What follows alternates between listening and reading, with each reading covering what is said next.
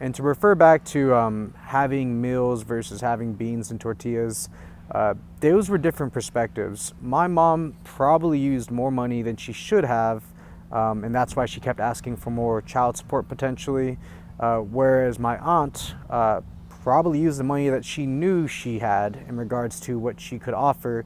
And as a parent or as an adult, these are things you should be aware of. I still make mistakes in it. Like I go out and I'm thinking I want some apple pie or some ice cream, and I shouldn't because I have bills, but I'm thinking it's going to be okay. You just got to be wiser about your decision making. Between them, I'm sure they were more understanding of what they were allowed to use and more willing to hold back where my mom maybe wasn't. And so as a child, you should also respect that, because you never know what $1 or $10 could be the difference between paying a bill and creating a headache, and then family animosity and whoever knows what else comes after that.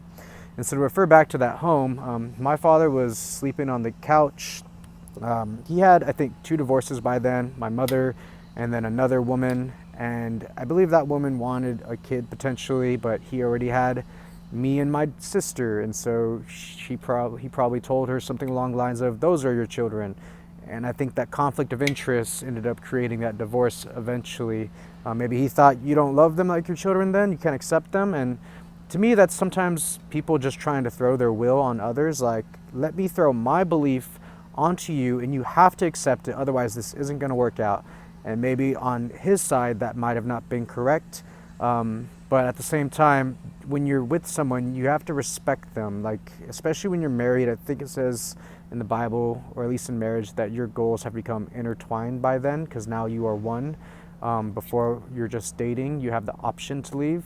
And obviously you still have the option to leave when married, but there's just something about there where you have to understand the other person and really help each other grow and try to nurture each other's wants and needs in the best that you can. And towards the end, the Bible, like, I think goes real deep into like how to support and be a loving wife and a loving husband and really look out for the best of them.